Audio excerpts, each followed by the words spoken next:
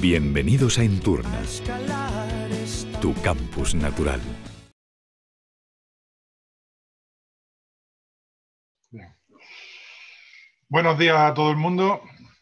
Y así, bueno, pues nada, hoy no necesitamos presentaciones, ya están hechas.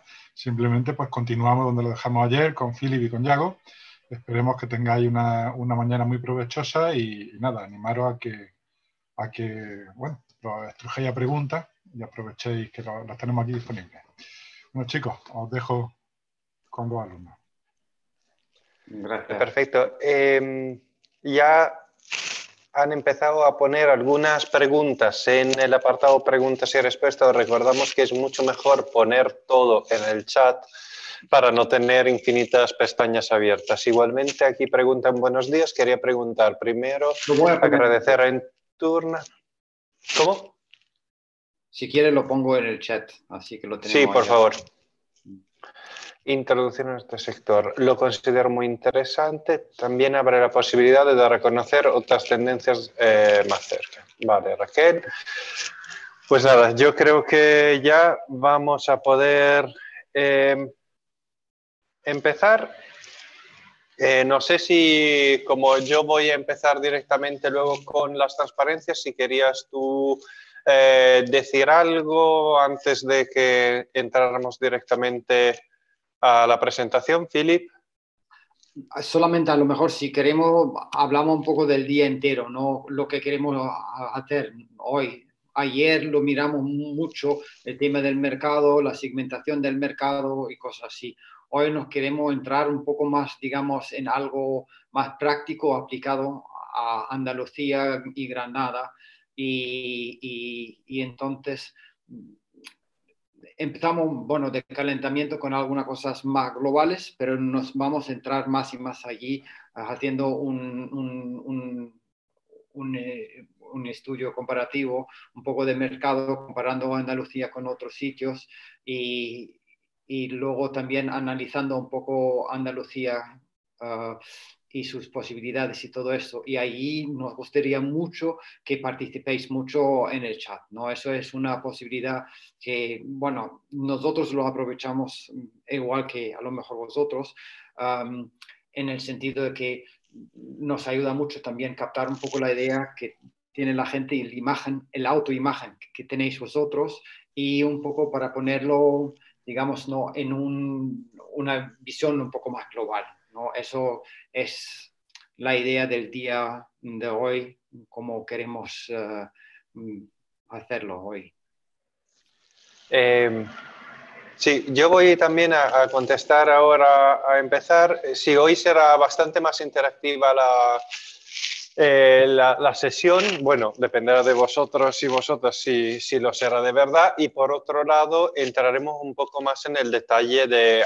Ayer fue una presentación más global de cuestiones relativas al cicloturismo desde el ámbito europeo. Hoy nos centraremos solamente en Andalucía, prácticamente con cuestiones comparativas, pero siempre volviendo como objeto al territorio de nuestra competencia y un poquito entrando en cuestiones incluso más técnicas y específicas. Aquí, por ejemplo, empezamos ya directamente con una pregunta de Manuel bastante específica, que pregunta si teniendo un alojamiento rural en el que tiene pensado instalar un servicio de alquiler de 10 bicicletas de montaña de alta gama, por lo que entiendo, si podría él también ampliar la oferta, digamos, paquetizando y ofreciendo visitas guiadas, etcétera, etcétera.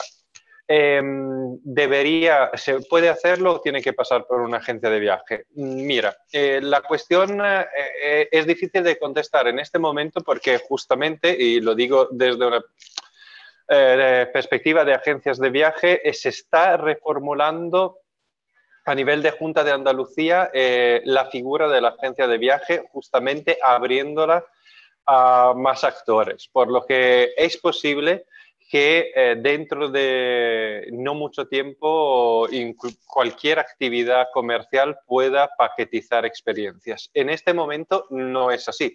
Los únicos autorizados en gestionar paquetes combinados son las agencias de viaje y para eso se le requiere también toda una serie de garantías formales, de seguros, de avales bancarios, etcétera, etcétera. No voy a justificar ni a apoyar ninguna de las posturas porque creo que es un debate bastante grande. De hecho, por ejemplo, no le vería ningún problema siempre que hubiesen las garantías para el cliente a nivel normativo, a nivel de seguros, que por ejemplo un alojamiento rural pudiese organizar, por ejemplo, una ruta cicloturística dentro de sus servicios.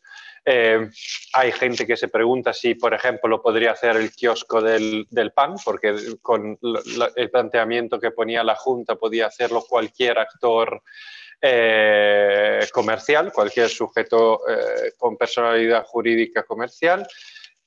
La otra cuestión, Manuel, es si luego tú tienes la capacidad de promocionar esos paquetes, que es otro tema, porque las agencias de viajes no solamente los hacen, sino luego participan en ferias, se hacen unas carteras de clientes especialmente interesadas a esos paquetes turísticos, utilizan intermediarios para su venta y promoción, marketplace, etcétera, etcétera.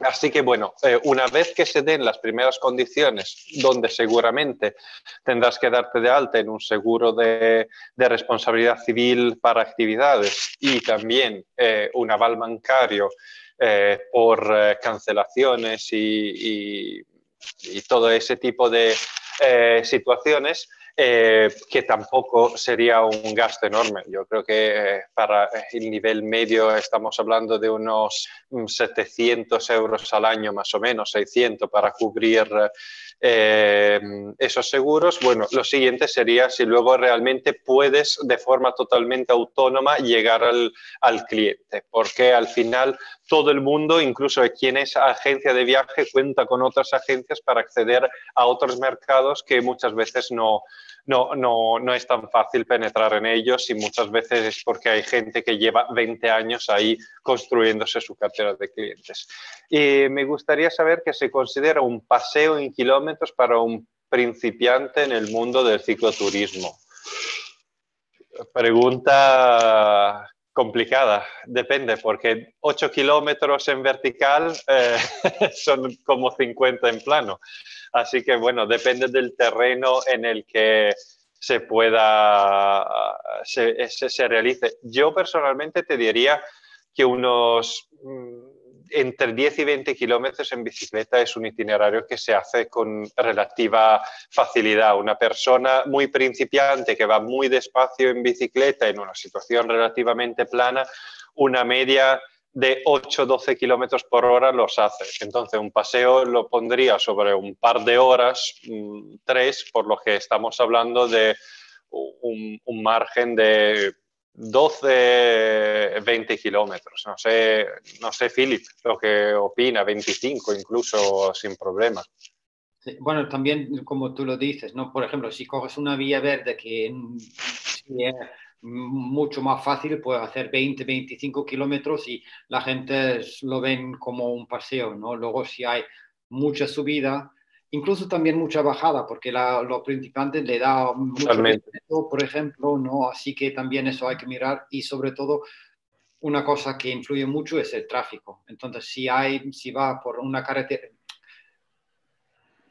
hay paseos que son a lo mejor 8, 9, 10 kilómetros, pero tienes una salida de 1 kilómetro o 1,5 kilómetros con tráfico y la gente ya está hecho polvo, ¿eh? Porque le empiezan con una mala experiencia y le da un poco miedo. Pero como lo has dicho tú, yo creo todo hasta 20 kilómetros se puede normalmente considerar un paseo mientras que no hay mucha subida-bajada. Esto sí es algo muy bueno, y entonces sí, allí con esto va seguro.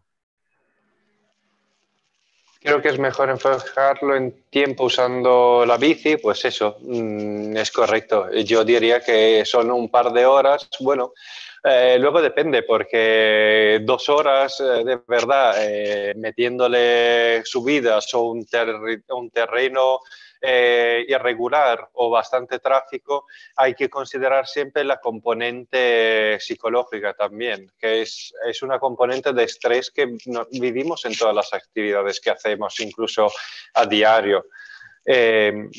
Entonces, es un factor importante. El tiempo, mira, el único elemento que es constante en el tiempo de uso de la bici es tu resistencia del trasero en el sillín. Todo lo demás depende realmente del terreno en el que estés. Pero eso también es un elemento bastante importante. Acordaros que estar 6 horas en un recorrido totalmente plano, totalmente cómodo, sin tráfico ni nada, también supone un esfuerzo bastante grande para una persona que no está acostumbrada por estar sentada en un sillín de bicicleta. Puede que esa persona que objetivamente incluso se lo ha pasado muy bien, casi no lo ha notado, pero el día siguiente tenga muchos problemas por haber estado tantas horas sentada en una dimensión a la que normalmente no está acostumbrada. Y los sillines rellenos son la cosa peor del mundo que le podáis poner a un cliente. Eso también hace más daño que otra cosa. Bueno, vamos a empezar. Me alegro que la gente hoy participe mucho más. Os veo mucho más activos. Bueno, vamos a empezar con la presentación. Voy a compartir la pantalla. Cali me dice que el anfitrión inhabilitó la función de compartir las pantallas de los participantes. Pascual, tienes que habilitarnos esa función. Estabais castigados, ya he levantado el castigo. Vale, perfecto. Muchas gracias.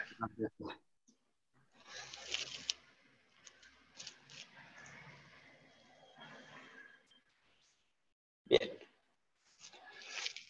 Bien, hoy vamos entonces a ver un poco qué factores determinan un destino de cicloturismo de éxito en este caso. Pero bueno, en realidad, qué factores determinan un destino de cicloturismo y según la modalidad en que se llevan a cabo estos factores ya veremos si es de éxito o no de éxito.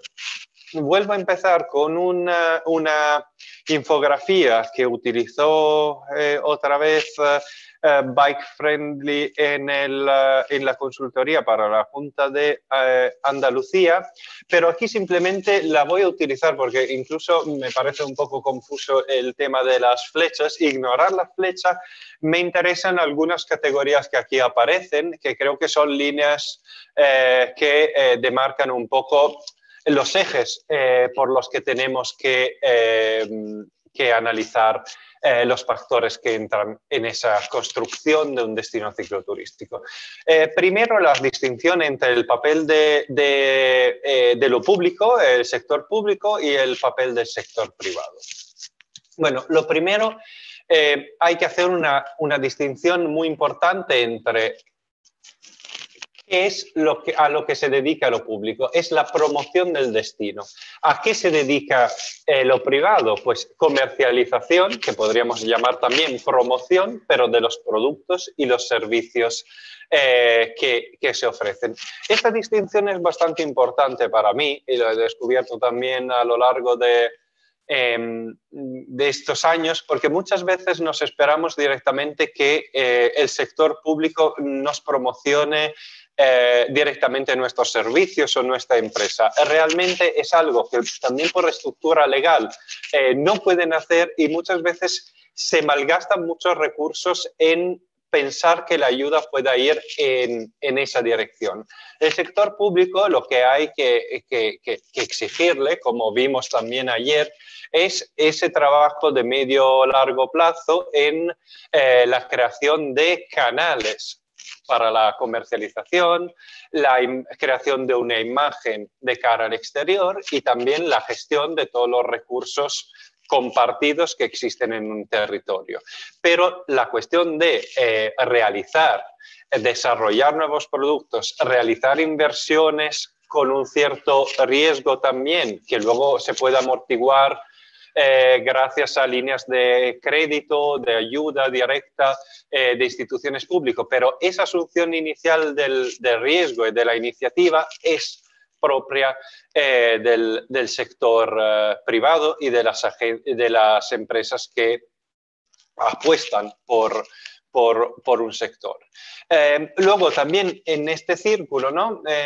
Encontramos los elementos que luego vamos a detallar un poco más, los recursos de interés turístico, la infraestructura, las rutas ciclables, los alojamientos, la hostelería, los servicios turísticos. Ahora los vamos a ver un poco más en detalle, pero bueno, creo que sí que representa un poco lo que interviene digamos, muy básico en todo esto. Yo pondría justamente aquí, me parece que falta también todo el aparato normativo y legal, faltan los sistemas de financiación, es decir, luego se va complicando, sobre todo cuando ya vamos a líneas un poco más inmateriales, ¿no? La ruta aquí, todo lo que se está citando es algo que se puede tocar mucho más con mano en el día a día. Luego hay una cuestión de administración, de logística, que es más intangible, que no está reflejado en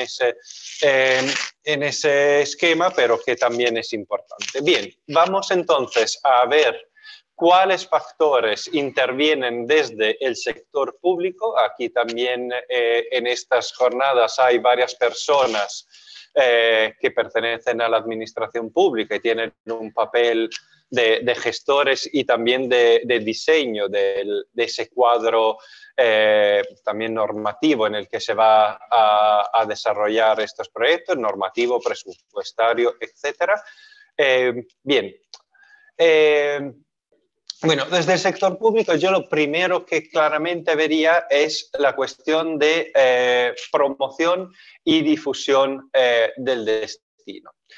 Volveremos a tocar 1000 veces este tema a lo largo, sobre todo del día de hoy, cuando de nosotros quizás no vemos, pero hay un trabajo constante en la creación, por ejemplo, de acciones, en la creación de líneas de publicidad, en participación en ferias e eventos. Y también hay todo un trabajo también que los americanos llamarían de lobby, ¿no?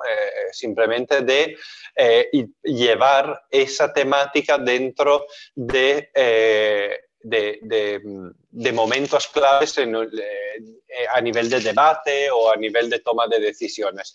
El hecho que una temática, un destino, etcétera, esté presente en una mesa de discusión, por ejemplo, para diseñar las nuevas líneas de prioridad turística de Andalucía o de España, pues todo ese trabajo lo llevan personas que están dentro del sector público y crean una agenda de prioridades intentando fomentar su destino con una especie también de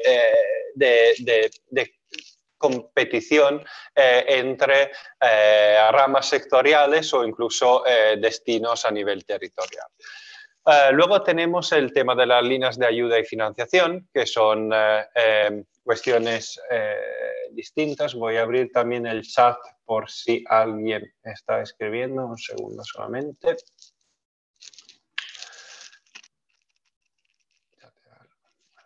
Aquí no me abre el chat, no pasa nada, está abajo. Vale.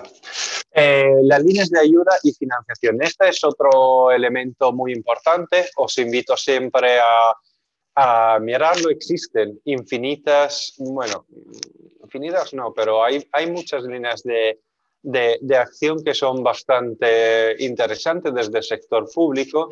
Existen las ayudas de la Cámara de Comercio, desde los patronatos, por ejemplo, se facilita a ciertos actores la participación en ferias y acciones de forma prácticamente gratuita o totalmente gratuitas en algunos casos.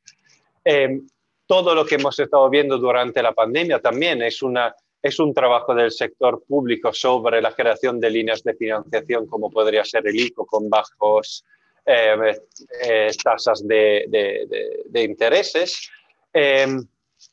Y también el tema de la atracción de fondos europeos. Aquí volvemos un poco a esa dimensión que teníamos comentado hace poco sobre el tema de que para que lleguen dinero, que llegue atención administrativa y política desde esferas más altas, significa hacer un constante trabajo de lobbying, presión y imponer dentro de las agendas nacionales e internacionales temáticas mucho más menores, digamos, como podrían ser el destino de fondos para un desarrollo como un proyecto cicloturístico.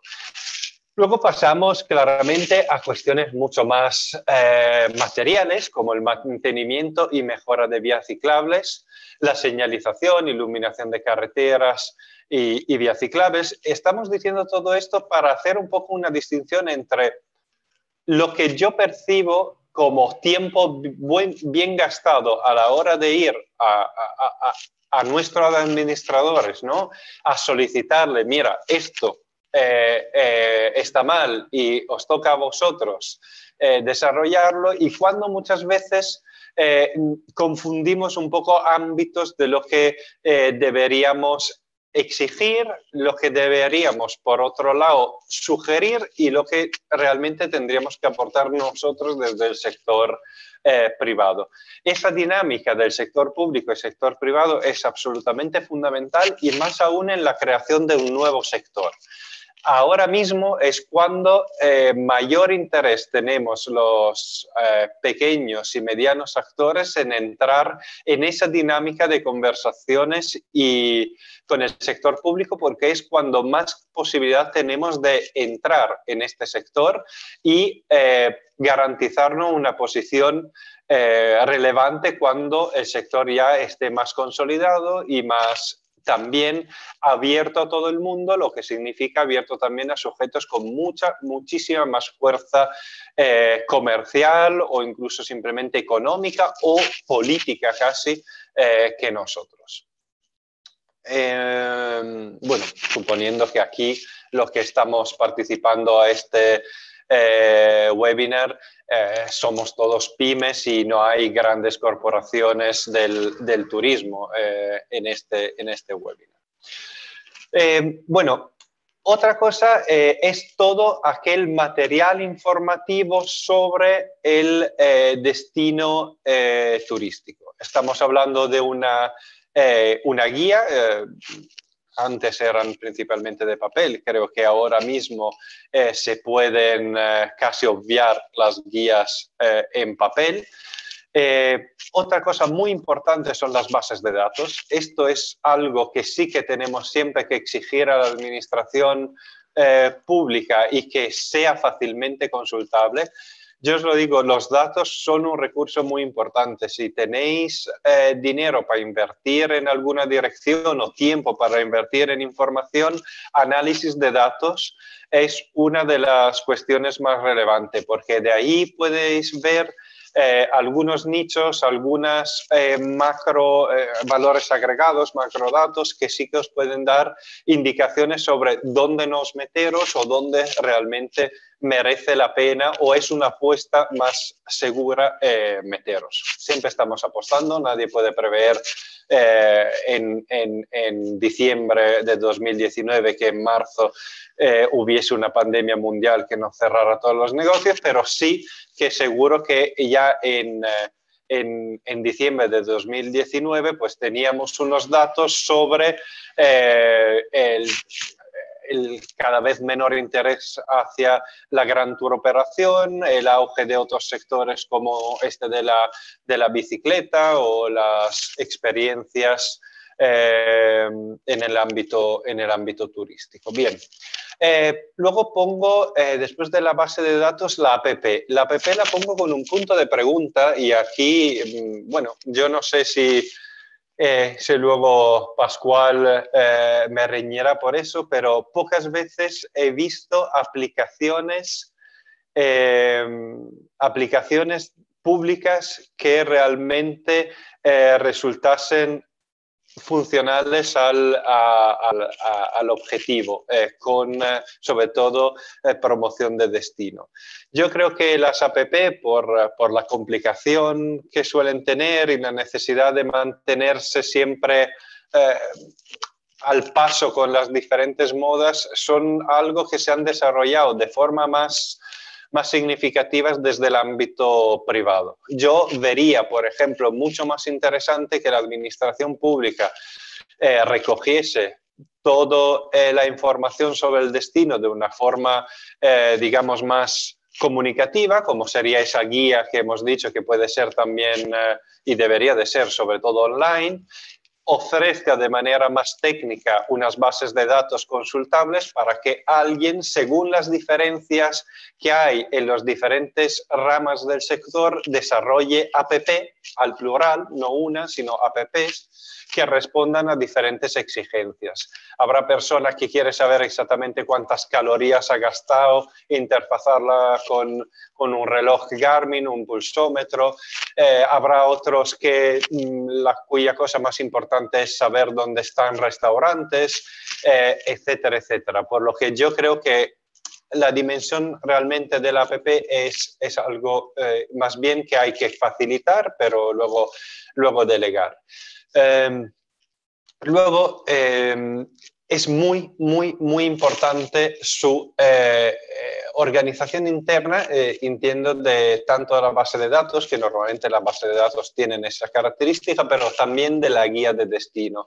Cuando las guías eran en formato papel, se necesitaba elegir una estructura única de recorrido temático, ¿no? Por ejemplo, mountain bike, bici de carretera, cicloturismo, o en familia, en solitario, en grupos de amigos. Yo creo que ya no hace falta, porque simplemente es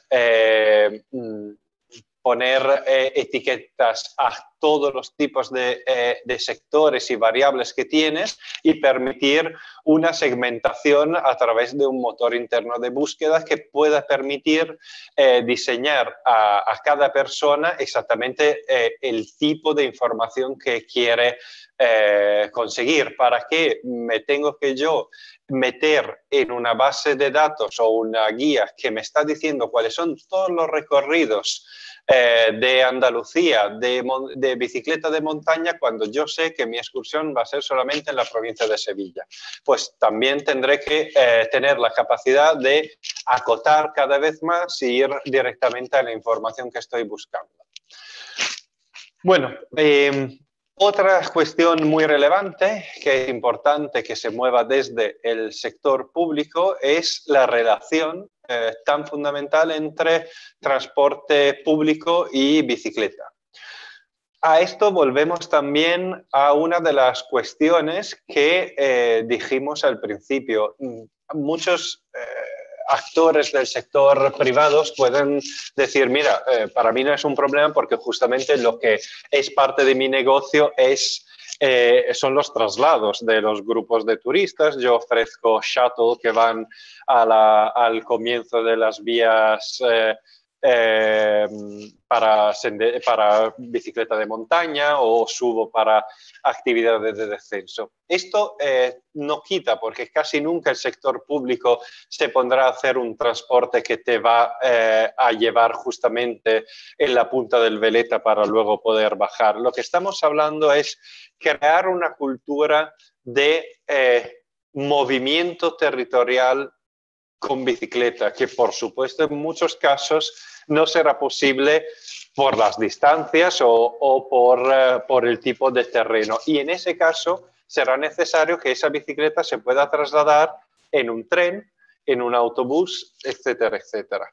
Cuando tengamos esta estructura, otra vez estaremos facilitando en mi visión, la cultura de la bicicleta en el territorio en general, cada vez habrá más usuarios, cada vez habrá más demanda por parte también de la ciudadanía de mejora de la infraestructura ciclística, y esto se reflejará claramente en una mejora de la infraestructura para todo el servicio que luego se aprovecha también para temas cicloturísticos. Y luego no hay que quitar que muchas veces nosotros estamos ofreciendo algunos servicios, por ejemplo, como decía Manuel al principio, pues tienes un hotel en el que él tiene su propia bicicleta, pero puede ser interesante. Si tiene bicicleta, significa que tiene una estructura para bicicletas, significa que si alguien va ahí con bicicletas, seguramente tendrá dónde guardarlas, dónde limpiarlas, pero esa persona con bicicleta a lo mejor quiere estar moviéndose dentro de la provincia de Granada y Jaén sin la necesidad de desplazarse también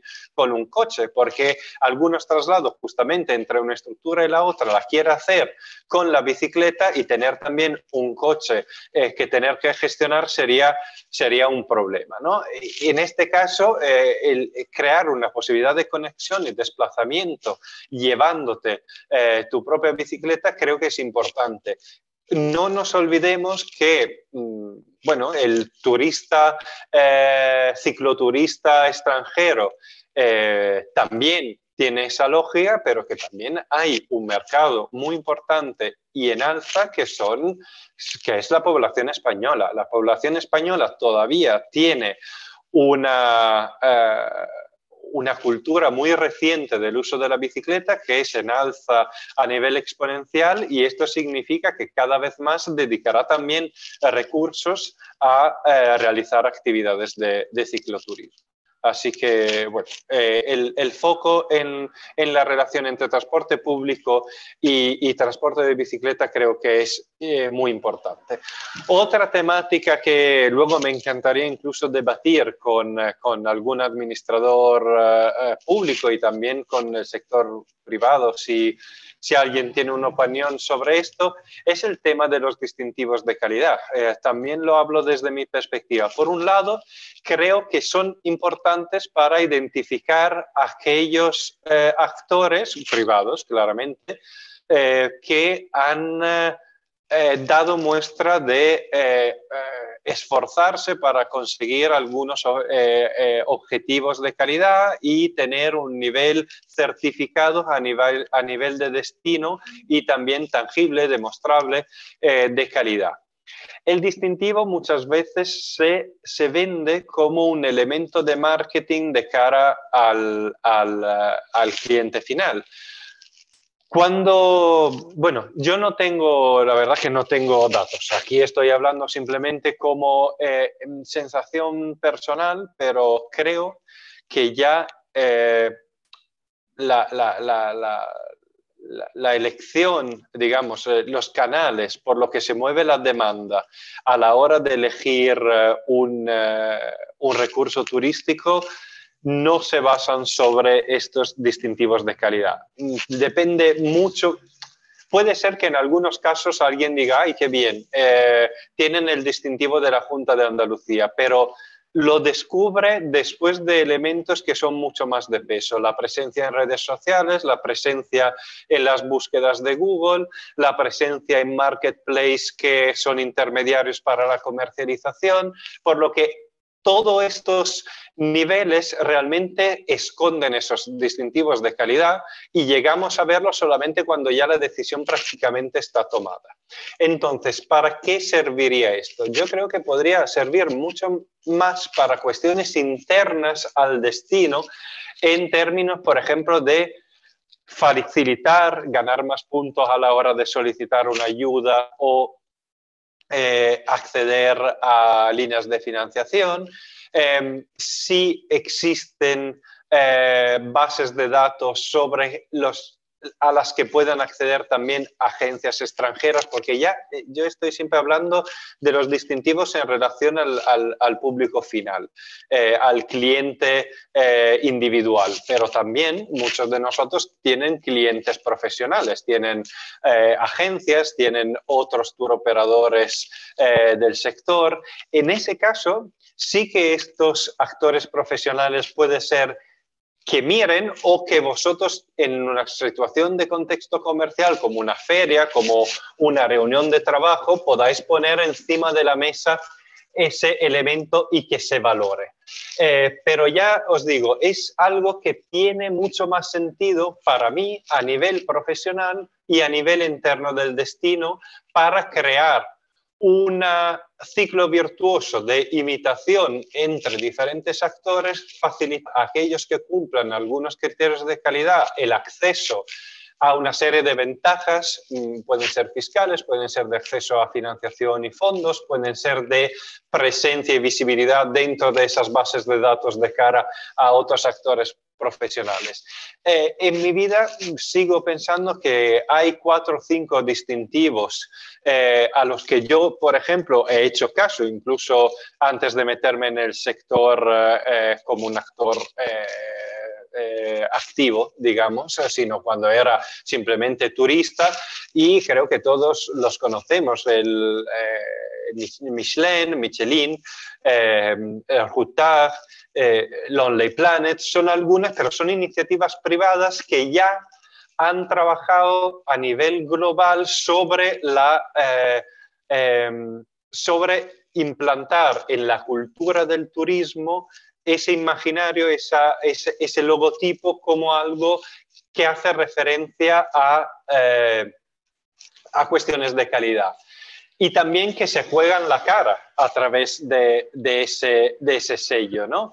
Porque un poco el hecho que la propia Junta de Andalucía esté certificando empresas de su propio entorno territorial suena un poco a una mamá que dice, mi hijo es guapo, pasadme la comparación, pero quizás desde quien viene desde fuera se dice, bueno, sí, claro, su propia entidad territorial, institución territorial, lo certifica porque tiene que promocionarlo, ¿no? Hay esa obligación a promocionar el destino, que realmente es así, mientras cuando viene de una entidad privada que ha elegido solamente unos pocos, pues se supone que esa entidad privada lo está haciendo también, si es honesta, en esa dirección. ¿Cuál es el problema de las entidades privadas? Que aparte 4 o 5 que ya todos conocemos y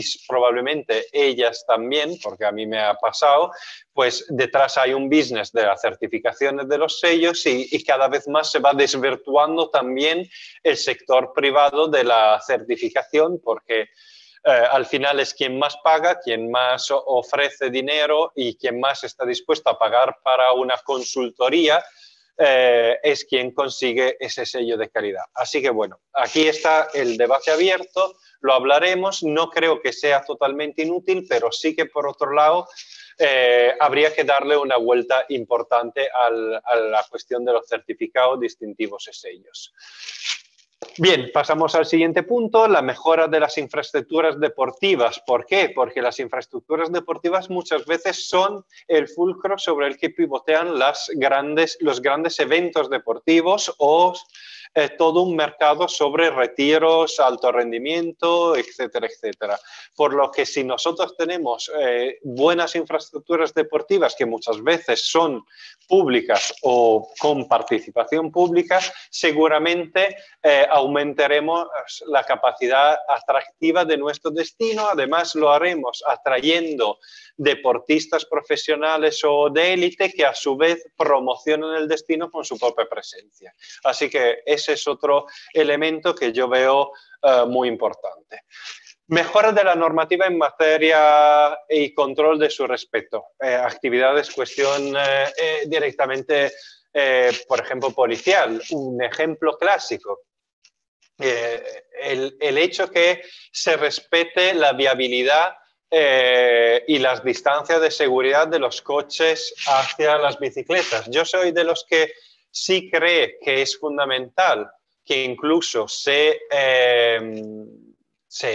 multe, se regule el hecho de que mucha gente utiliza las aceras para ir en bicicleta, pero creo que en esa armonía entre el sector público y el papel que tiene el sector público con un sector de nueva expansión como el cicloturismo, antes de focalizarse sobre malos comportamientos de los ciclistas, que sí que hay que actuar y cerrar desde el primer momento, pues antes hay que garantizar que esas personas en el lugar correcto donde deberían de estar, que es la calzada, se puedan mover con toda la facilidad. Luego hay otras cuestiones relativas a la presencia de cicloturismo en entornos protegidos, que también hay que normar, en fin, esa armonización que, como siempre, es un trabajo muy importante cuando hay un sector que de repente se impone de manera significativa, se modifican los números y ahí donde había 3 personas pasando por una vereda de Sierra Nevada, de repente tenemos 300 y claro, el impacto es totalmente distinto y tendremos que relacionarnos con el mismo tema como si fuera completamente algo distinto. Bueno, volvemos al tema de los eventos deportivos, que estaba relacionado con las infraestructuras deportivas, pero no es solamente eso. Hay un sector, incluso dentro de la franja que se llama MICE, ¿no? En el mundo de las agencias de viaje y de los tour operadores. El MICE es el sector de los Meeting, Incentive, Congresses and Events, por lo que es toda la organización de eventos y es un sector muy importante. De ahí, por ejemplo, la coordinación también con los Convention Bureau, que son también estructuras semipúblicas, es muy importante. Y pensar que los eventos deportivos realmente pueden traer mucho dinero a un destino y otra vez pueden poner el foco de atención. Como vimos ayer, hay algunas categorías que tienen, bueno, lo veremos hoy también de manera más en detalle. Hay algunos sectores como la bicicleta de carretera y algunos elementos de bicicleta de montaña, descenso, que tienen elementos inspiracionales importantes en los eventos deportivos. El ejemplo máximo fue el auge de Armstrong dentro del panorama de la bicicleta de carretera.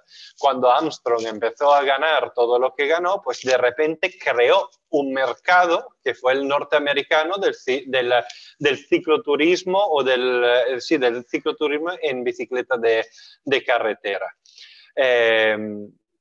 Así que, bueno, es un elemento muy, muy importante. Y finalmente, pues esa dimensión de ser el actor que coordina, paragua, que crea esa facilitación para la creación de sinergia entre lo público, lo privado y la universidad. Porque no nos olvidemos nunca que todo esto también se hace porque hay investigaciones, hay datos fiables, hay procesos de investigación llevados a cabo con metodologías científicas, por lo que pueden ser fiables, ¿no?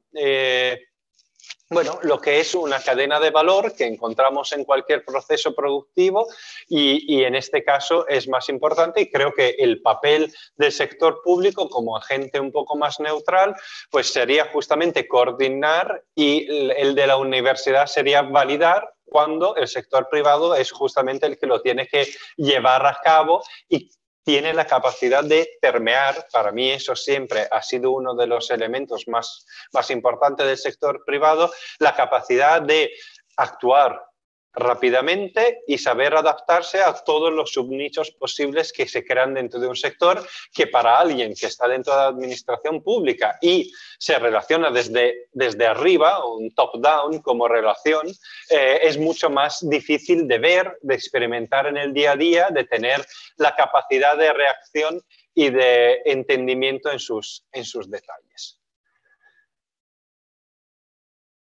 ¿Hay alguna pregunta? Yo no he podido poner el chat.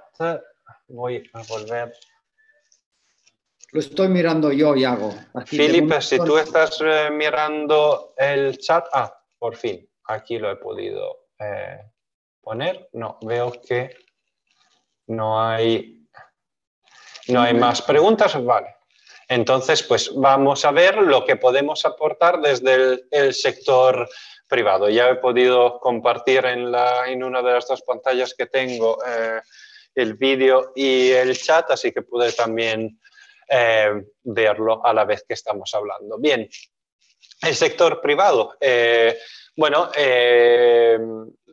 La primera cosa que puede hacer es, bueno, aquí he puesto mejora porque ya se supone que justamente en Andalucía una base de estructura turística ya la tenemos. Cuando hablo mejora es en el sentido de adaptación al sector cicloturístico, ¿no? Hoteles, restaurantes, medios de transporte adaptados al sector, porque no será lo mismo, por ejemplo, quien ya tiene una furgoneta, ponerle, por ejemplo, una vaca para bicicletas, quien tiene un hotel, un espacio para guardar en seguridad durante la noche, a lo mejor una red de enchufes para poder recargar las bicicletas eléctricas. Los restaurantes lo mismo, un lugar seguro y que se pueda ensuciar donde guardar las bicicletas durante el tiempo de la comida.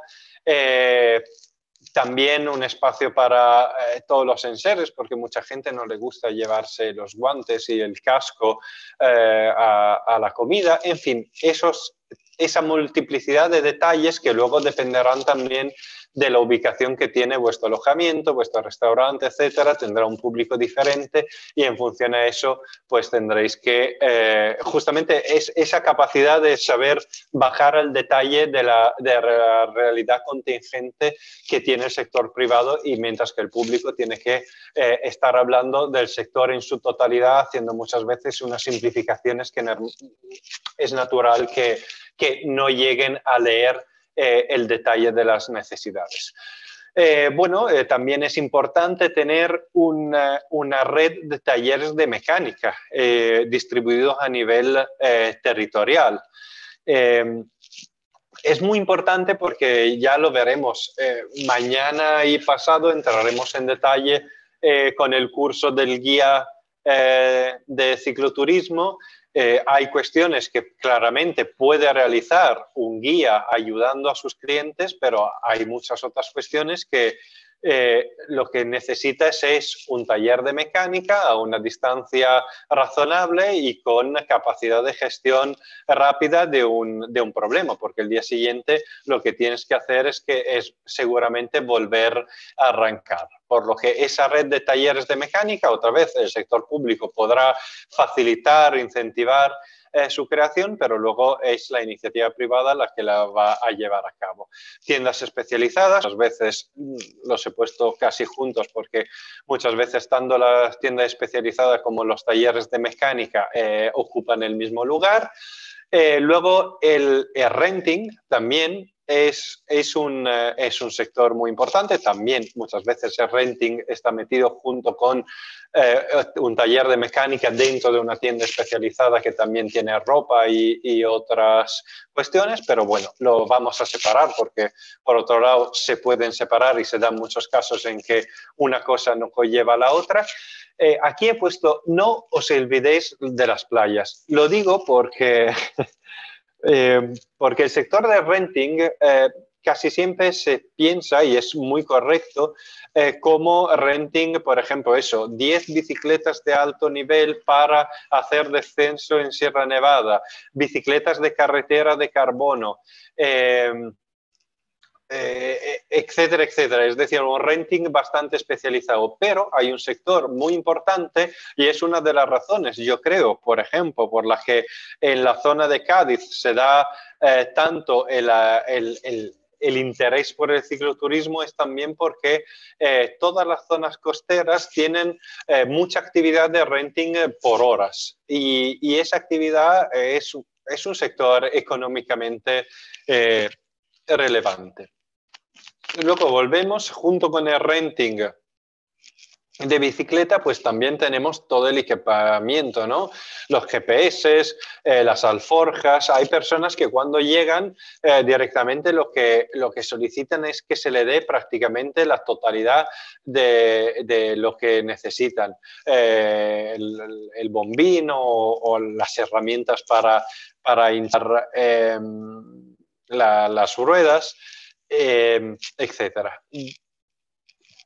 Otra cuestión que está cada vez más en alza y que también hay que considerar es que hay un sector que es el del self-guided, del autoguiado, donde muchas personas prácticamente ven a la empresa solamente el día de comienzo, y a veces ni siquiera es el día de fin del itinerario, donde se le entrega todo el equipo necesario, se le dan unas instrucciones, a veces ya de forma digital, unos itinerarios, y ya la siguiente cita es cuando terminan el viaje y se recoge ese material. Mientras tanto, se le han hecho las reservas, se le han indicado qué restaurantes o se le han hecho reservas en restaurantes, se le han recomendado actividades culturales o se le ha proveído de un guía local para ver algunas actividades, y este es un sector muy en alza. También simplemente el de la logística, que ni siquiera llega a eso. Yo tengo un grupo de 6 amigos, queremos hacer un día de excursión y queremos que nos lleven o nuestras bicicletas o las bicicletas que ellos alquilan en un lugar para poder hacer ese itinerario y nos provean también con los GPS y todo eso. Así que también este renting, que puede ser de cara al cliente final o que puede ser de cara a otras empresas que necesitan justamente algún proveedor de material cicloturístico, es un sector bastante importante y a considerar. A nivel de impacto me preguntan en el chat, voy a leer un momento. A nivel de impacto en las zonas protegidas, las administraciones públicas o la red de parques naturales o nacionales exigen medidas concretas para grupos de cicloturistas. A veces he visto gente quejándose de las bicicletas en ciertas zonas. Está clarísimo, es lo que decíamos. Yo personalmente estamos volviendo, digamos, un poco a la transparencia anterior sobre el sector público. Yo me acuerdo perfectamente de todo esto.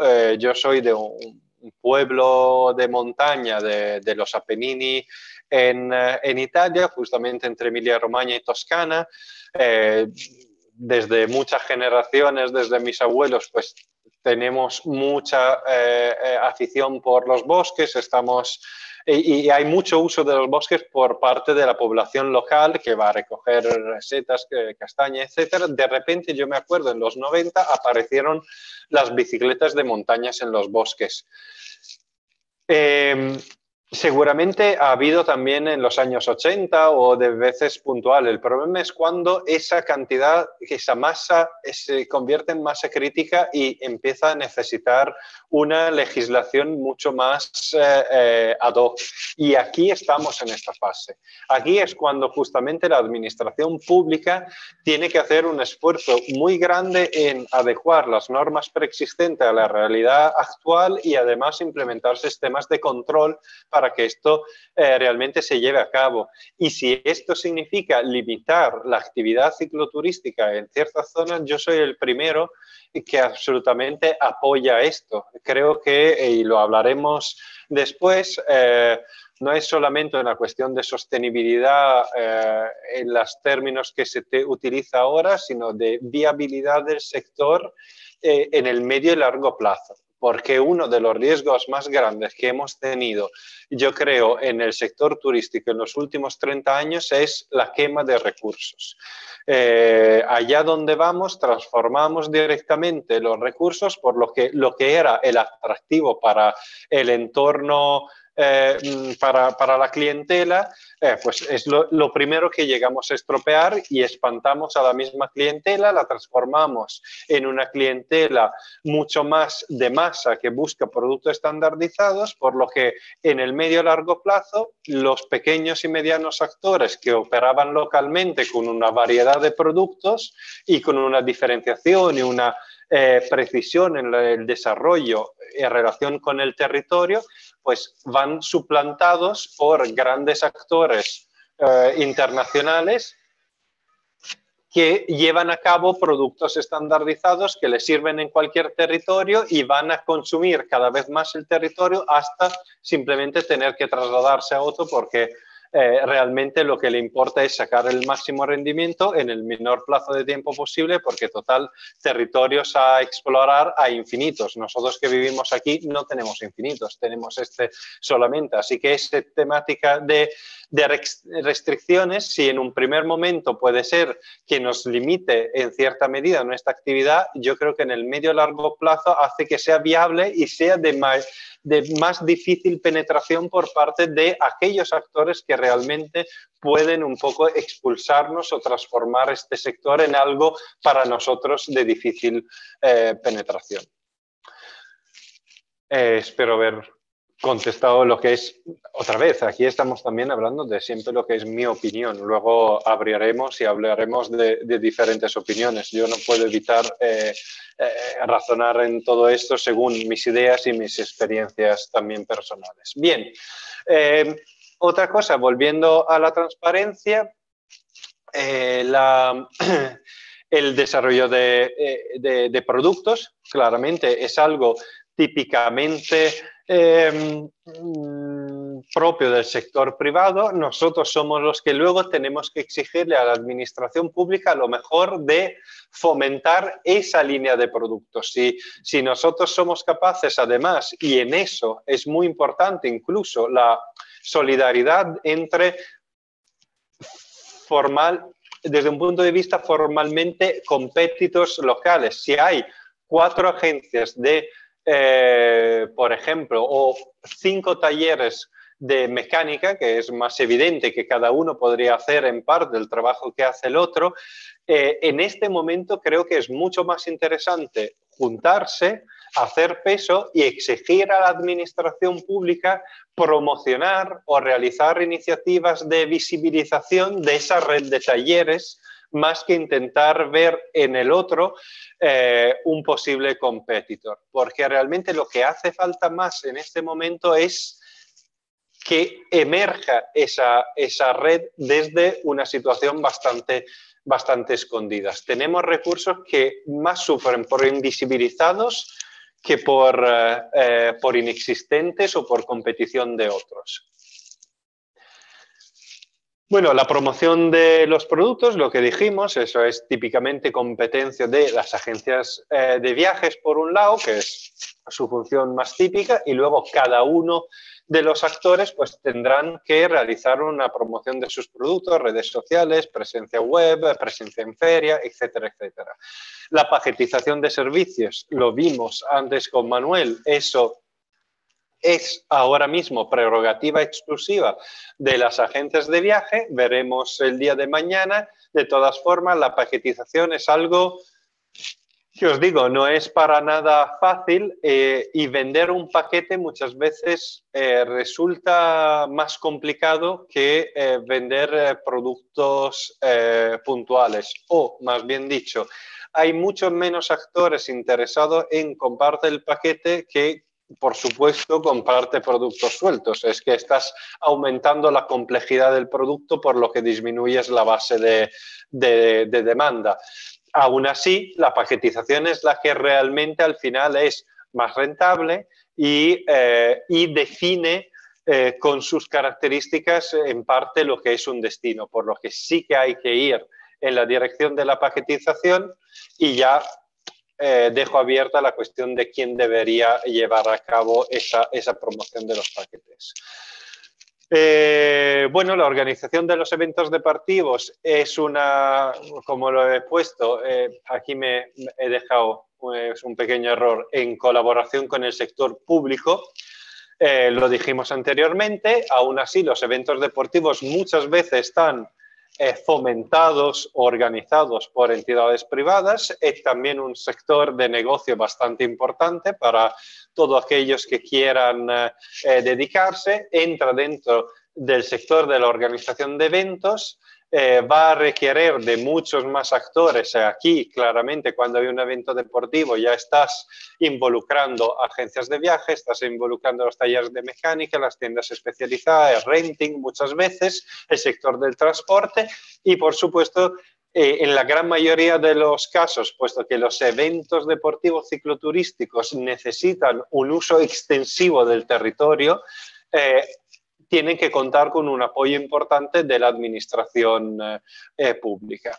Y luego, bueno, la cuestión de la formación, que creo que había anteriormente puesto también, pues claro, ayer se me olvidó actualizar la transparencia. En el sector público, un elemento fundamental, si no, no estaríamos aquí, es la cuestión de la formación. La formación y la profesionalización del sector es muy importante en el sector por parte del sector público, pero también luego tenemos esa formación específica que solamente podemos dar desde el sector privado. Cuando ya queremos capacitar nuestros empleados o nosotros mismos gestores de una empresa, tenemos que realizar acciones formativas propias de las exigencias en función de los productos que nosotros mismos hemos diseñado. Bueno, yo aquí hago una pequeña pausa, no sé si alguien quiere contestar. Philip, yo creo que tú puedes contestar a la pregunta de Raquel sobre normas, y si no le preguntaremos a Pascual, que seguro que nos sabe decir algo más sobre normativas en entornos de parques naturales y en espacios protegidos. Perdona, vale, sí. Voy a intentar contestar yo y si Cali luego lo quiere... Bueno, Cali es el experto así, pero en un principio, y eso es una normativa que existe no solamente en Granada, pero en muchos sitios en Europa, que a nivel de bici en montaña y entrar en parques nacionales y naturales, y en algunos sitios incluso es más amplio, hay una normativa de, bueno, 2 metros o, bueno, puede ser exigen que hay cierta anchura de la vía que se puede coger con la bici, ¿no? Y cuando te vas a otro sitio, que sería una vereda o un sendero o algo así, es legalmente prohibido, ¿no? Bueno, esto en todos los sitios hay una discusión, creo que tremenda, en el momento allí, y ahí es muy interesante un poco lo que dijo antes Iago, ¿no? Es cómo se entrelaza no el sector público y privado allí, porque al final y al cabo son ellos que tienen que comunicarlo. Y hay algunos sitios, creo, donde lo han conseguido hacerlo muy bien, y en otros sitios donde a lo mejor una autoridad no ha puesto una legislación muy fuerte que al mismo tiempo prohíbe no un desarrollo de ese tipo de cicloturismo bastante bien. Un ejemplo, yo creo que es tan ejemplar, es en los palatinados, porque en Alemania existe la normativa en cualquier bosque. Si es un carril que es menos de 2 metros, no lo podéis utilizar con la bici en montaña. Pero en los palatinados hay una asociación muy, muy, muy grande y es de senderistas, entonces no de ciclistas. Y eso es, yo creo que la parte interesante, porque allí hubo un grupo pequeño que tenía el interés de cambiar un poco y abrir esto para los ciclistas. Entonces, quienes se sentaron allí eran ya más gente. Entonces, allí la normativa no era lo más importante al principio, era una convivencia, porque eso es lo que dice, lo mencionó Iago también, el tema de sostenibilidad. Hay una sostenibilidad de convivencia también. Si yo soy, bueno, haciendo una salida con mi familia un fin de semana y pasan 3 o 4 bicis como los locos en un sendero, claro que también yo puedo pedir y quiero pedir que lo prohíben, ¿no? Entonces se pusieron muy de acuerdo dónde son las zonas específicas, ¿no? Que es un poco la etiqueta del, ¿no? del trail y toda esa cosa. Y lo han desarrollado y lo han metido también en la mente de la gente, en toda la zona. Entonces allí lo ha funcionado. Pero sí, volviendo un poco a lo que ha preguntado Raquel, ¿hay normas? Sí, hay normas y son bastante claras normalmente. Cali puede decirlo más concreto en Andalucía, creo yo. Sí, bueno, efectivamente, como comenta Philip, normas existen. La regla general también aquí, en espacios protegidos, es que, por lo menos en Andalucía, la mayor parte de ellos, a excepción de Sierra Nevada, solo se puede circular bicicletas por caminos que sean iguales o mayores a 2 metros de anchura. ¿Qué ocurre? Bueno, pues esto se aplica, pues la realidad es que en la mayoría de los casos no. Por una parte, la mayoría de los usuarios que tenemos en España, como decíamos ayer, de bicicleta de montaña, prefieren los caminos anchos, prefieren rodar por pista, ¿no? O sea, la afición a senderos está ahora en crecimiento, está ahora en auge, pero todavía es marginal en relación a la mayoría de usuarios que hay, ¿no? Entonces, pues no se han presentado muchos conflictos en este sentido. También es cierto que, bueno, una cosa es que existan normas, otra es que haya gente que las aplica, ¿no? Que haya, digamos, capacidad para hacerlas cumplir. Entonces, bueno, aquí hay un gran debate, como dice Philip, hay multitud de posturas. Nosotros abogamos por el uso digamos, simultáneo, compatible. Entendemos que no hay por qué restringir el uso si la gente tiene 2 dedos de frente y es un poquito responsable y respetuosa con los demás. Entonces, el modelo que hemos visto en otros sitios, por ejemplo, en el caso de Reino Unido, en Inglaterra son muy estrictos con la norma de los 2 metros, mientras que en Escocia no. En Escocia sí están permitidas las bicicletas en los senderos. Eso sí, tiene prioridad el peatón. Entonces, ¿qué ocurre? En Inglaterra, el ciclista que va por un sendero ya ha traspasado la ley y ya le da todo igual.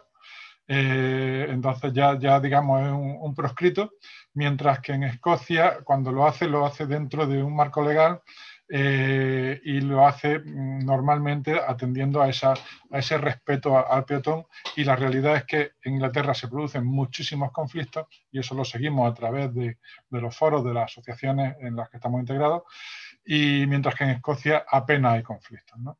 Entonces, bueno, yo creo que lo importante es que se fomente simplemente una actitud respetuosa. Hay zonas también, incluso en Alemania, donde lo que se considera obligatorio es el uso del timbre, porque una situación en la que se solivianta mucho a los otros usuarios de un camino es que, claro, la bicicleta puede ser muy silenciosa, puede venir a mayor velocidad que el peatón, te viene por detrás y la gente se solivianta, se asusta, ¿no? Pues bueno, simplemente con hacer sonar con la distancia un pequeño timbre soluciona eso, ¿no? Entonces, a nivel normativo, Raquel, eso es lo que hay. A priori, una norma que en la mayoría de los parques naturales andaluces restringe el uso por senderos, pero que en casi ningún sitio se aplica. Con respecto a lo que plantea David, si hay restricciones con la bicicleta eléctrica, la mountain bike, bueno, pues la bicicleta eléctrica, las que están legalmente reconocidas como bicicletas en España son bicicletas con asistencia al pedaleo. Entonces siguen siendo bicicletas. Hay casos donde hay bicicletas eléctricas que no necesitan dar pedales, ¿no? Yo, de hecho, por las mañanas me cruzo con uno que va desde Gavia hasta Granada y no lo he visto dar una pedalada en la vida. Tiene un trucaje hecho. Ahora, eso es un vehículo, eso no es una bicicleta, ¿no? Y eso debería tener seguro, matrícula, igual que cualquier otro vehículo. En el caso de la e-bike, tal como están comercializándose legalmente, con su restricción además de 25 km por hora, simplemente son bicicletas y se le aplica exactamente lo mismo que al resto de las bicis hoy por hoy.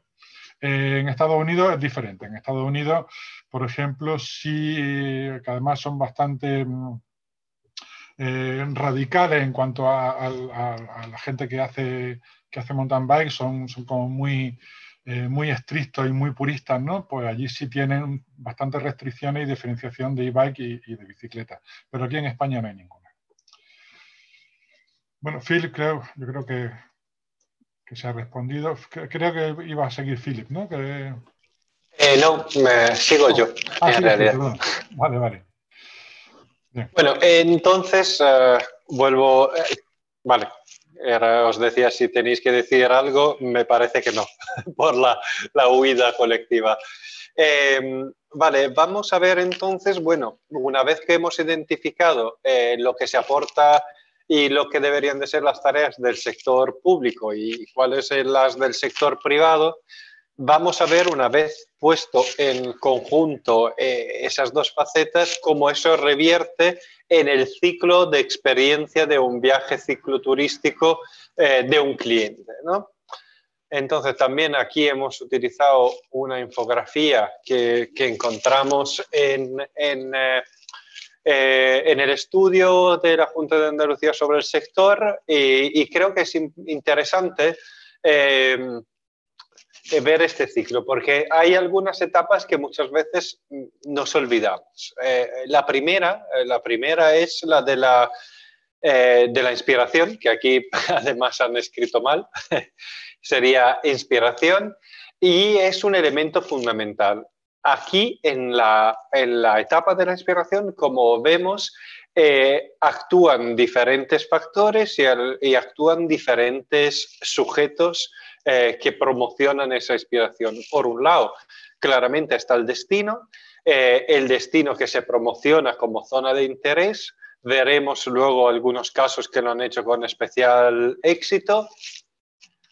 Luego, trabajan en eso las empresas privadas a través de su propia publicidad, a través de la creación de experiencias o productos de especial interés que vamos, la idea es tocar la fibra y el imaginario de ese conjunto de público para que diga, pues mis próximas vacaciones, teniendo un tiempo limitado y un presupuesto limitado, pero lo voy a dedicar justamente a hacer un viaje cicloturístico.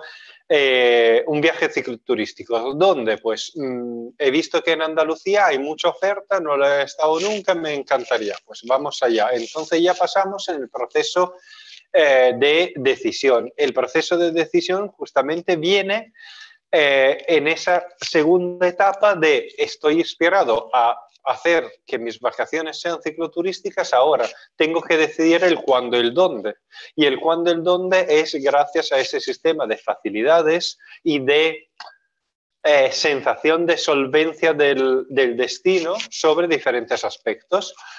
Algunos que son más difíciles de optimizar porque son puramente los recursos naturales que puede tener cada destino, y en eso vamos sobrados, por lo que creo que no va a ser un gran problema. Y luego son las informaciones que podemos conseguir desde los foros y los blogs, el hecho que otras personas nos hayan hablado, el hecho que hemos estado en parte bombardeados en redes sociales acerca de ese destino, que ahí se ha realizado una carrera, una actividad, incluso se haya rodado una película de mucho interés en que he visto que esos lugares son preciosos y merecen ser vistos.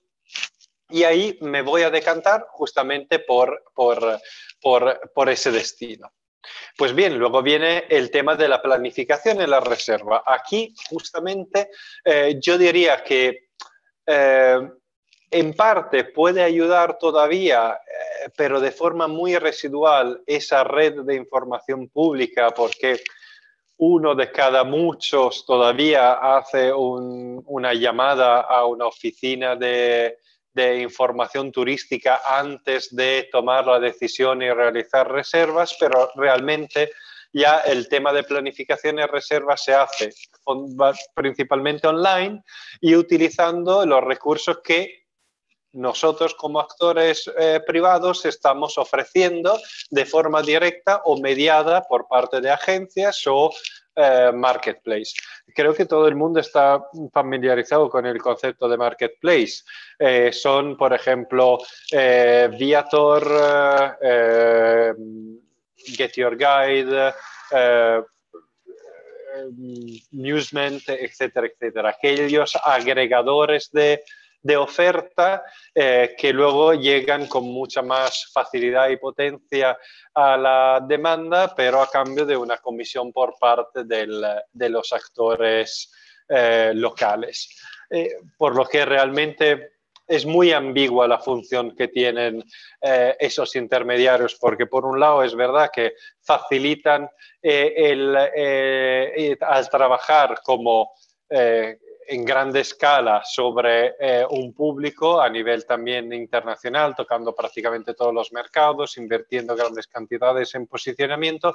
Por otro lado, lo que hacen claramente es esconder la oferta local, porque es casi imposible aparecer con tu solo producto, con tu hotel. En tema de alojamiento, los marketplaces son los más conocidos. Tenemos Booking, que ha sido una referencia desde su fundación en un marketplace de éxito y que cada vez abarca más oferta.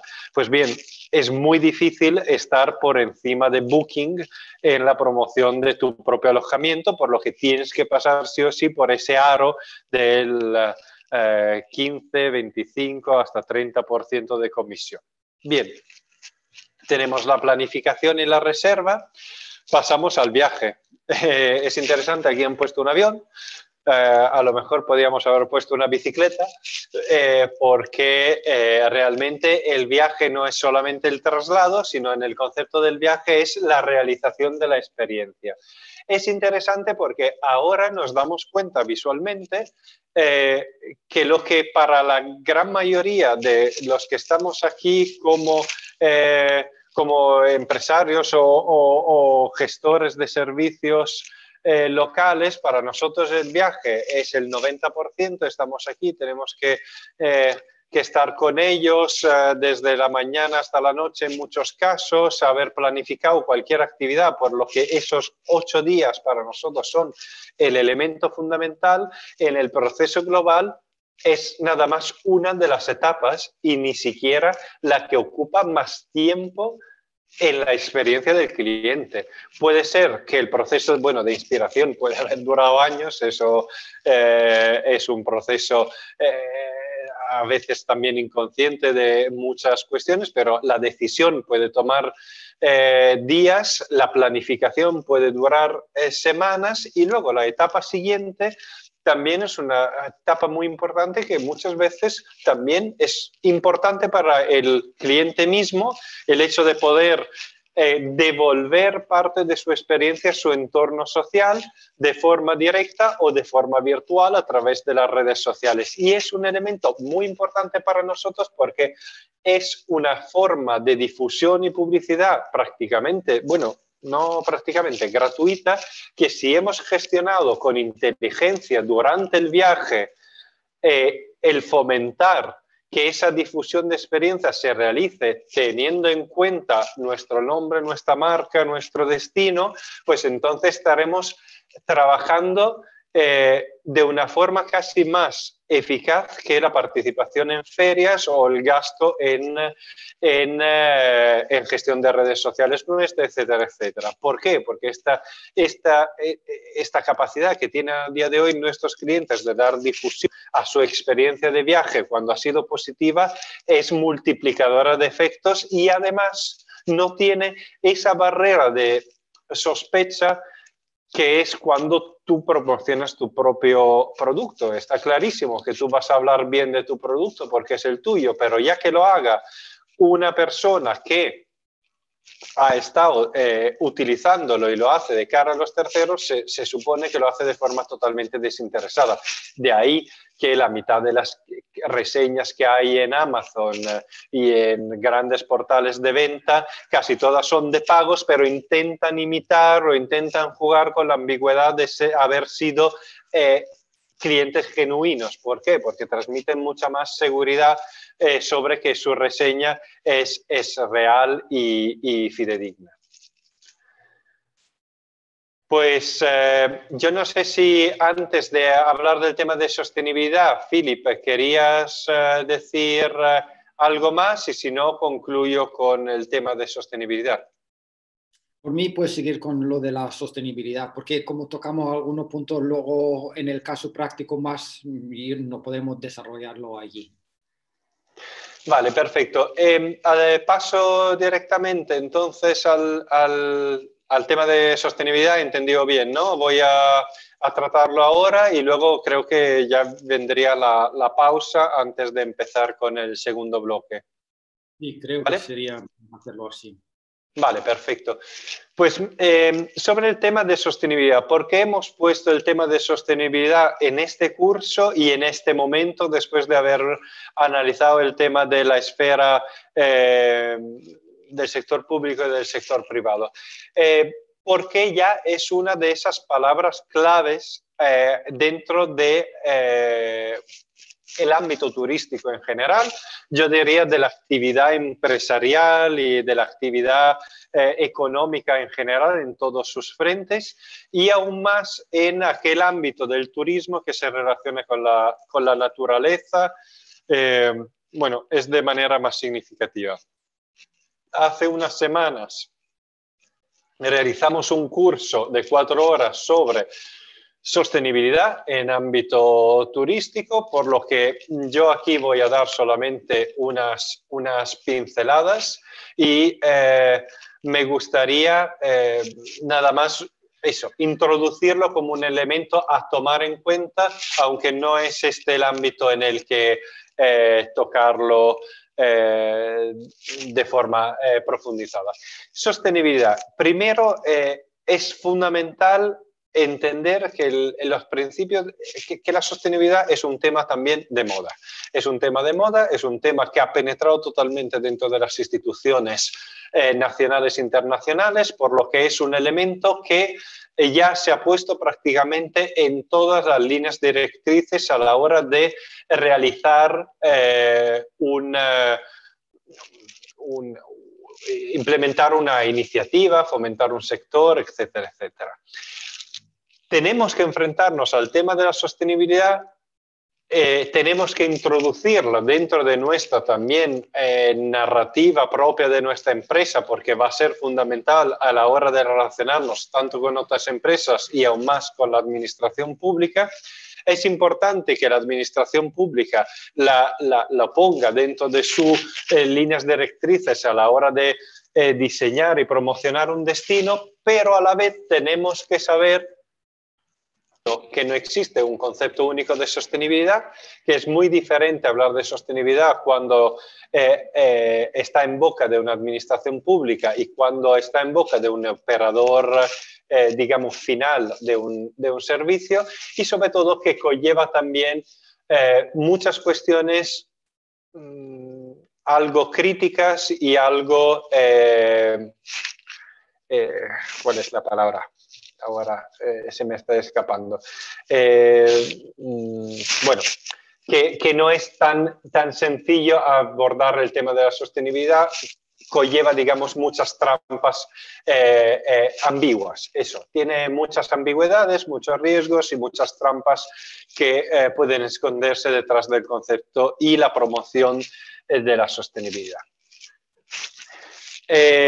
Bueno, uno de los elementos fundamentales y por lo que es especialmente significativo en el mundo del cicloturismo es que es una de las actividades que más prevén una movilidad de los clientes dentro de un entorno territorial y su interacción con ese entorno. Ese entorno puede ser tanto medioambiental como también humano, ¿no?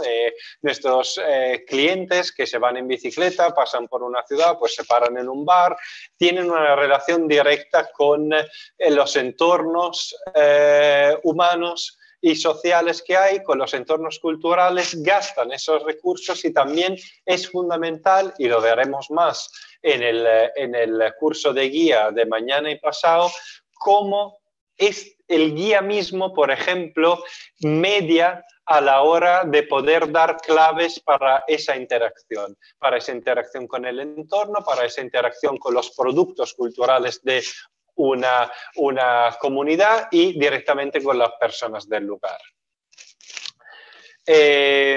Por otro lado, claramente todo eso tiene que ser enmarcado dentro de unos productos que a la hora de haber sido diseñados han tenido en cuenta todas esas variables. Bien, otro elemento antes de pasar al punto 2 es, desde el punto de vista del cicloturismo, se tiende muchas veces a conectar el concepto de sostenibilidad solamente con la sostenibilidad medioambiental. El concepto de sostenibilidad es muy importante asumirlo en la complejidad y la heterogeneidad que tiene. La sostenibilidad tiene que ser económica en el sentido de que hay una reversión de una actividad sobre la población local y la posibilidad que ese interés económico por el destino en el que se realiza la actividad sea posible mantenerlo en el tiempo, que no estamos haciendo una actividad de explotación máxima durante un tiempo reducido para luego irnos a otro entorno territorial y social. Es importante que tenga una sostenibilidad social. La sostenibilidad social, por ejemplo, se ha visto de forma muy evidente con el tema de Airbnb, de las viviendas con fines turísticos, la armonización que tiene la ocupación de recursos que anteriormente eran para la población local, para un uso turístico, y como esto puede tener una repercusión positiva para aquellos vecinas y vecinos que han tenido un papel activo dentro de ese nuevo sector, por lo que empiezan a tener ingreso, puede tener un elemento positivo para los negocios que están en torno a esos apartamentos turísticos y que empiezan a tener ese plus de actividad económica gracias a estos nuevos sujetos que entran en ese territorio, pero luego tiene todas las cuestiones negativas para ese entorno social. El entorno social, la expulsión de los barrios históricos, el aumento de los precios del alquiler, el aumento de los precios de la mercancía, la desaparición de tiendas para el consumo local y cada vez más tiendas dirigidas a puramente a los turistas, etcétera, etcétera. Por lo que tanto desde la administración en crear un marco normativo que facilite esta armonización, como desde aquellos que implementamos estos servicios, tenemos que tomar en cuenta que cada vez que llevamos a un elemento exógeno, como es un turista o un grupo de turistas, a un entorno, no solamente su impacto es de carácter ambiental, sino también social y también de carácter cultural. El elemento cultural que siempre llevo encima de la mesa es, por ejemplo, gracias a la labor que se ha hecho de promoción del flamenco desde las agencias de viaje, Andalucía como destino, etcétera, se ha hecho que el flamenco se haya podido probablemente mantener todos estos años, donde no era, durante unos años no ha sido seguramente el tipo musical más de moda, más conocido, y así han llegado recursos a todas las personas relacionadas con este mundo. Por otro lado, se ha visto afectada su dimensión cultural. Cada vez más el flamenco es un producto de consumo, cada vez más la vertiente turística del flamenco ha cogido peso dentro de su universo general, cada vez más se ha ido encerrando dentro de un concepto folclórico, por lo que el flamenco es la reproducción de aquellas fiestas como las zambras del Sacromonte, que reproducen una realidad ya no existente o que ya no existiría en la realidad, cuando sí que el flamenco ha ido evolucionando. Existen no solamente llegando a Rosalía, sino existen diferentes líneas mucho más contemporáneas que casi están escondidas por esa percepción que el turista y el mercado internacional tiene del flamenco solamente como algo tradicional, casi una danza tradicional española, ¿no? Cuando es algo mucho más vivo y casi ese riesgo es taparlo. Lo mismo ha pasado con la tapa, que desde algo típicamente local se ha transformado, etcétera, etcétera. Así que también el ámbito cultural es un elemento fundamental. Y a no olvidar y que tenemos un elemento fundamental, más aún cuando a través de una actividad de guía, lo veremos mañana, nosotros somos las personas que le vamos a dar las claves de interacción con ese producto y su contextualización dentro del entorno social y cultural del destino. Bueno, otra cosa fundamental, el hecho de estar haciendo turismo en la naturaleza no significa que estemos haciendo ecoturismo.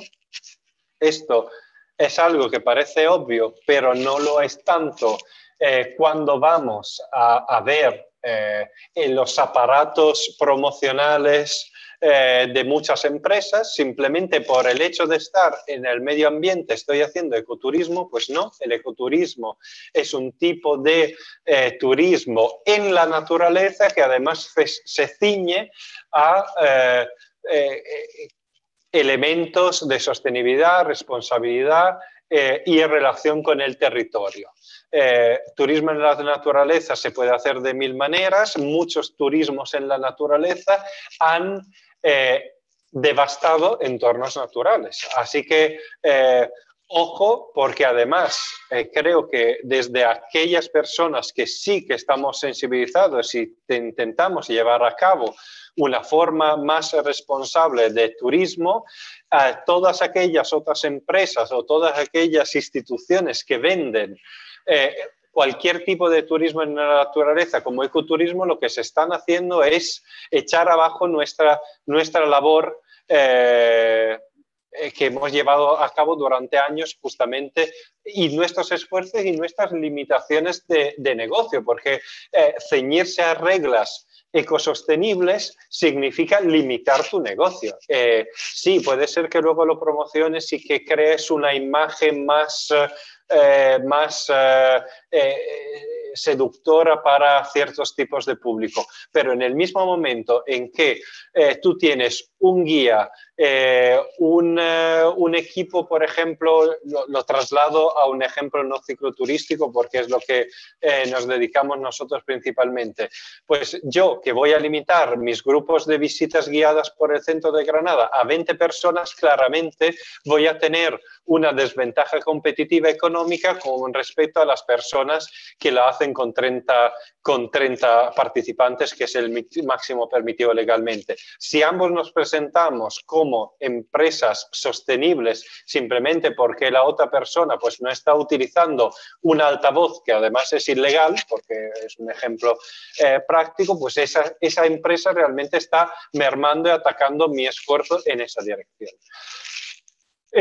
Bueno, aquí el turismo de aventura, sol y playa, acampar y pesca, cualquier actividad turística puede considerarse turismo en la naturaleza. Otra cosa es el turismo verde. Y ya vamos, y concluyo con la tercera transparencia, un poco lo hemos dicho ya.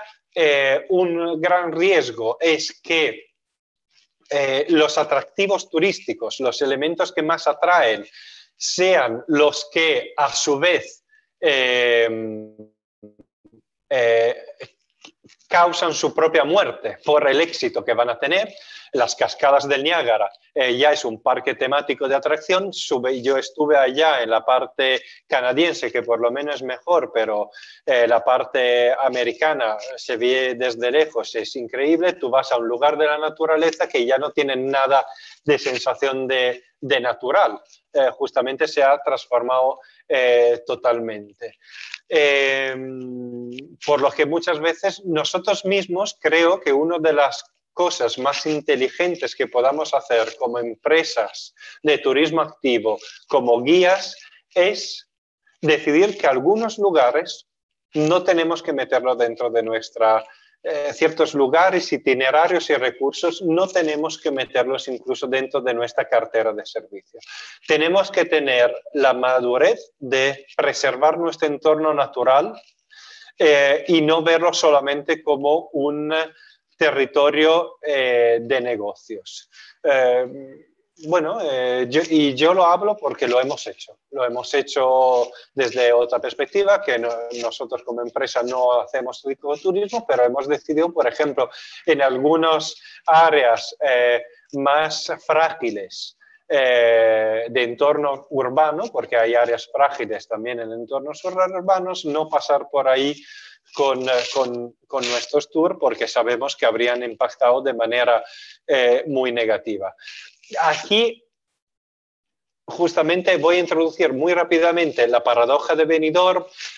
Vais a encontrar material sobre eso, lo tratamos en el curso de sostenibilidad, pero es una una provocación, pero muy interesante. Muchos estudiosos han propuesto, por ejemplo, Benidorm como un sistema mucho más sostenible que otros como sistema de turismo. ¿Por qué Benidorm es un sistema de turismo en su medida sostenible? Porque dada esa cantidad de turistas y el hecho que los concentra en un territorio muy limitado, por lo que se gasta muy poco territorio, y dentro de este territorio, al ser casi un parque temático, está totalmente optimizado para el sector y el uso de los turistas, crea un impacto general sobre la comunidad valenciana, en ese caso, mucho menor que si esa masa de turistas estuviese esparcida por todo el territorio. En Benidorm prácticamente todo se puede alcanzar porque tiene una estructura vertical, por lo que la amplitud del territorio es muy limitado. Todo el mundo se puede desplazar prácticamente andando o en bicicleta, no se necesitan casi vehículos de motor, los colectores de las aguas negras están diseñados de forma planificada desde el principio, por lo que la optimización de los residuos orgánicos es mucho mejor, la recogida de basura, etcétera, etcétera. Por lo que cuando pensamos que lo ideal es llevar cierta tipología, claro, estamos hablando de turismo de masa, no es comparable con lo que estamos haciendo ahora, pero mantener en la cabeza también ese ejemplo porque creo que es bastante importante. Voy de verdad a terminar porque si no la pausa no la hacemos nunca y todavía nos queda mucha presentación. También el riesgo es que el ecoturismo pueda ser una puerta de entrada de formas turísticas más agresivas. Nosotros entramos en un entorno más delicado, más frágil, incluso que puede ser todavía no un entorno protegido, simplemente es un entorno con muchos recursos de interés. Yo pienso justamente, por ejemplo, a Niguelas. Niguelas es un entorno, porque antes estaba el gestor de la arquería de los Lentos, en un entorno con infinitos recursos para el turismo, para el senderismo, para sitios también de alojamientos, que hay varios que son muy buenos. Está un molino desde el siglo árabe, desde los tiempos árabes, que está preservado en funciones increíbles. Nosotros nos metemos en ese entorno, empezamos a presentar ese entorno que de por sí no está protegido porque no es un parque natural, y el día de mañana pues abrimos el camino también a que la grande tour operación pueda entrar y utilizar ese entorno con una modalidad muy diferente de la que nosotros queremos darle como destino, y claro, expulsándonos a la vez, porque en el momento en que tú quieres hacer el recorrido de las acequias de Niguelas y hay un grupo de 150 personas y ya no puedes pasar, ya la experiencia de tu cliente no es la misma, etcétera, etcétera. Entonces, bueno, es como cuando se dice que en un barrio pobre entra la primera peluquería hipster o... ya, sí, Niguelas sí es parque natural, correcto.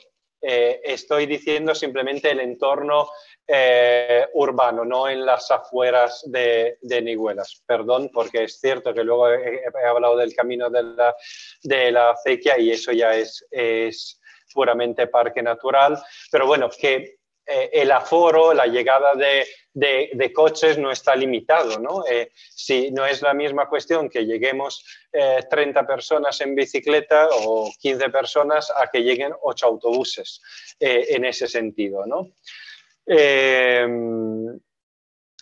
Y bueno, eso, ya estaba diciendo, pues lo típico que se dice, que cuando empieza un bar librería en un barrio más pobre es una iniciativa absolutamente positiva,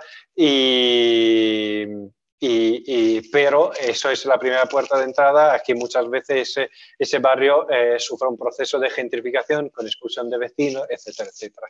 Y finalmente el gran tema del greenwashing, que es lo que hemos ya hablado, que muchos se ponen el broche de sostenibilidad cuando realmente lo que están haciendo es adoptar 2 o 3 elementos para poder colgarse la etiqueta, pero realmente su objetivo es llevar a cabo técnicas o prácticas turísticas mucho más invasivas, pero con la excusa del turismo verde.